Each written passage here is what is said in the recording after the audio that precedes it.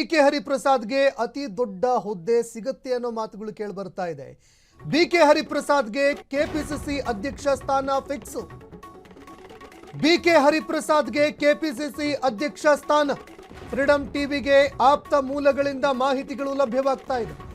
BK ಹರಿಪ್ರಸಾದ್ಗೆ ಹೈಕಮಾಂಡ್ನಿಂದಲೇ ಕರೆ ಬಂದಿದೆ. KPCC ಅಧ್ಯಕ್ಷ ಸ್ಥಾನ ವಹಿಸಿಕೊಳ್ಳುವಂತೆ ಸೂಚನೆ ಕೊಟ್ಟಿದೆ. ಗಾಂಧಿ ಕುಟುಂಬಕ್ಕೆ ನಿಷ್ಠಾವಂತರಾಗಿದ್ದಾರೆ ಹರಿಪ್ರಸಾದ್ ಅವರು. ಕಳೆದ ಬಾರಿ ಸಚಿವ ಸ್ಥಾನ ಸಿಕ್ಕಿರಲಿಲ್ಲ, ಅಸಮಾಧಾನ ಕೂಡ ಇತ್ತು, ನಿರಂತರವಾಗಿ ಹರಿಹಾಯ್ತಾ ಇದ್ರು.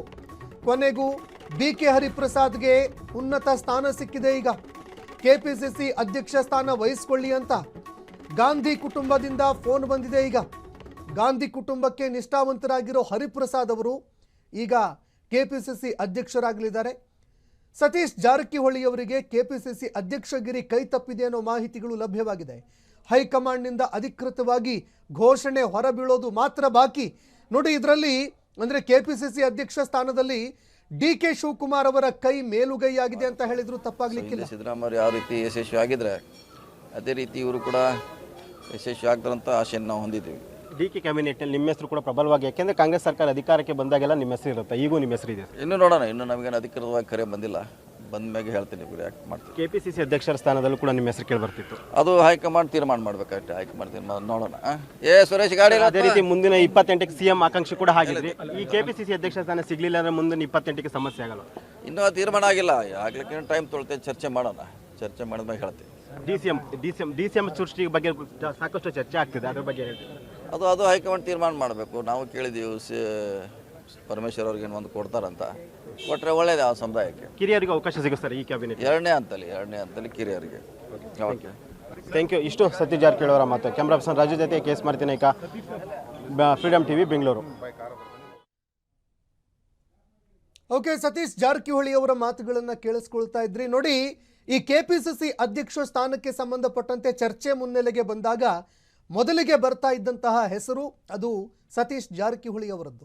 ಆದರೆ ಸತೀಶ್ ಜಾರಕಿಹೊಳಿ ಅವರಿಗೆ ಕೆಪಿಸಿಸಿ ಅಧ್ಯಕ್ಷ ಸ್ಥಾನ ಕೈ ತಪ್ಪಿದೆ ಅನ್ನೋ ಮಾಹಿತಿಗಳು ಲಭ್ಯವಾಗ್ತಾ ಇದೆ. ಅದಕ್ಕೆ ಕಾರಣಗಳು ಬೇರೆ ಬೇರೆ ಇರಬಹುದು. ಒಂದು ಕಡೆ ಡಿ.ಕೆ. ಶಿವಕುಮಾರ್ ಅವರ ಮೇಲುಗೈ ಆಗಿರುವಂಥದ್ದು ಕೂಡ ಕಂಡು ಬರ್ತಾ ಇದೆ ಈಗ. ಯಾಕಂದರೆ ಬಿಕೆ ಹರಿಪ್ರಸಾದ್ ಅವರು ಡಿ.ಕೆ. ಶಿವಕುಮಾರ್ ಅವರಿಗೆ ಅತ್ಯಾಪ್ತರು.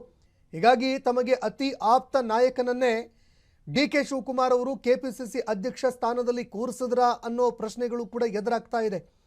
ಇನ್ನೇನು ಅಧಿಕೃತ ಘೋಷಣೆ ಒಂದೇ ಬಾಕಿ ಇದೆ ಈಗ, ಯಾರನ್ನ ಕೆಪಿಸಿಸಿ ಅಧ್ಯಕ್ಷ ಸ್ಥಾನಕ್ಕೆ ಕೂರಿಸಬೇಕು ಅಂತ. ಇದರ ಜೊತೆಗೆ ಮತ್ತೊಂದು ಕೂಡ ಇದೆ. ಹೈಕಮಾಂಡ್ ಹೇಳಿದ್ದು ಒಬ್ಬರಿಗೆ ಒಂದೇ ಸ್ಥಾನ, ನೀವು ಕೆಪಿಸಿಸಿ ಅಧ್ಯಕ್ಷರಾಗ್ತೀರಾ, ಹಾಗಾದರೆ ಸಚಿವ ಸ್ಥಾನ ಇಲ್ಲ ಅಂತ ಹೇಳಿತ್ತು. ಆದರೆ ಸತೀಶ್ ಜಾರಕಿಹೊಳಿ ಅವರು ಇಲ್ಲ, ಕೆಪಿಸಿಸಿ ಅಧ್ಯಕ್ಷ ಸ್ಥಾನವೂ ಬೇಕು, ಲೋಕೋಪಯೋಗಿ ಇಲಾಖೆಯೂ ಬೇಕು ಅನ್ನುವಂತಹ ಒಂದು ಬೇಡಿಕೆಯನ್ನು ಇಟ್ಟಿದ್ರು. ಇದಕ್ಕೆ ಹೈಕಮಾಂಡ್ ಬಹುತೇಕವಾಗಿ ಬಹುಶಃ ಬಿಕೆ ಹರಿಪ್ರಸಾದ್ ಅವರತ್ತ ಒಲವು ತೋರೋದಕ್ಕೆ ಕಾರಣ ಆಗಿದೆ ಅನ್ನುವಂತಹ ಒಂದು ಮಾತುಗಳು ಕೂಡ ಕೇಳಿಬರ್ತಾ ಇದೆ. ಇನ್ನು ಅದೇ ರೀತಿಯಾಗಿ ಇದು ಮುಂದಿನ ದಿನಗಳಲ್ಲಿ ಕಾಂಗ್ರೆಸ್ನಲ್ಲಿ ಯಾವ ರೀತಿ ಪರಿಣಾಮ ಬೀರುತ್ತೆ ಅದನ್ನು ಕೂಡ ನೋಡಬೇಕಾಗತ್ತೆ. ಯಾಕಂದರೆ ಬಿಕೆ ಹರಿಪ್ರಸಾದ್ ಅವರು RSS ವಿರುದ್ಧ ನೇರವಾಗಿ ಹರಿಹಾಯ್ತಾ ಇದ್ರು, ನರೇಂದ್ರ ಮೋದಿ ಅವರ ವಿರುದ್ಧ ನೇರವಾಗಿ ಕಿಡಿಕಾರ್ತಾ ಇದ್ರು. ಹೀಗಾಗಿ ಬಿಕೆ ಹರಿಪ್ರಸಾದ್ ಅವರು ಮುಂದಿನ ದಿನಗಳಲ್ಲಿ ಪಕ್ಷವನ್ನು ಸೈದ್ಧಾಂತಿಕವಾಗಿ ಕಟ್ಟುವಂತಹ ಸಾಧ್ಯತೆಗಳು ಇದೆ. ಸಿದ್ಧಾಂತಕ್ಕೆ ಯಾರು ಒಗ್ಗಿಕೊಂಡಿದ್ದಾರೆ ಅಂಥವರಿಗೆ ಅವಕಾಶ ಮಾಡಿಕೊಡೋ ಸಾಧ್ಯತೆಗಳು ಕೂಡ ಇದೆ. ಇನ್ನು ಮತ್ತೊಂದು ಕಡೆ ಡಿ.ಕೆ. ಶಿವಕುಮಾರ್ ಅವರಿಗೆ ಅನುಕೂಲವಾಗುವಂತೆಯೂ ಕೂಡ ಅವರು ಪಕ್ಷವನ್ನು ತಮ್ಮ ಹಿಡಿತದಲ್ಲಿ ಇಟ್ಟುಕೊಳ್ಳುವ ಸಾಧ್ಯತೆಗಳು ಕೂಡ ಇರುತ್ತೆ. ಇನ್ನು ಮತ್ತೊಂದು ಕಡೆ ಟಿಕೆಟನ್ನು ನೀಡುವ ವಿಚಾರದಲ್ಲೂ ಕೂಡ ಬಿಕೆ ಹರಿಪ್ರಸಾದ್ ಅವರ ರೋಲ್ ಇರುತ್ತೆ.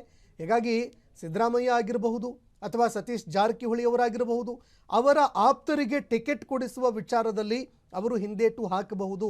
ಅಂದರೆ ತಮ್ಮ ಆಪ್ತರು ಯಾರಿದ್ದಾರೆ ಅವರಿಗೆ ಟಿಕೆಟ್ ಕೊಡುವಲ್ಲಿ ಅವರು ಒಲವನ್ನು ತೋರಬಹುದು, ಅದರಲ್ಲಿ ಮೇಲುಗೈಯನ್ನು ಸಾಧಿಸಬಹುದು.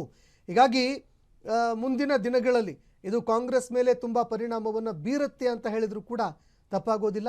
ಇತ್ತ ಸತೀಶ್ ಜಾರಕಿಹೊಳಿ ಅವರು ಕೂಡ ಪ್ರಬಲವಾಗಿ ನನಗೆ ಅವಕಾಶ ಸಿಗತ್ತೆ ಅಂತ ಅವರು ಒಂದು ಕಡೆ ಆಶಯವನ್ನು ಇಟ್ಕೊಂಡಿದ್ರು. ಮತ್ತೊಂದು ಕಡೆ ಈಶ್ವರ್ ಖಂಡ್ರೆ ಅವರು ಕೂಡ ಕೆಪಿಸಿಸಿ ಅಧ್ಯಕ್ಷ ಸ್ಥಾನ ಸಿಗತ್ತೆ ಅಂತ ಅಂದ್ಕೊಂಡಿದ್ರು.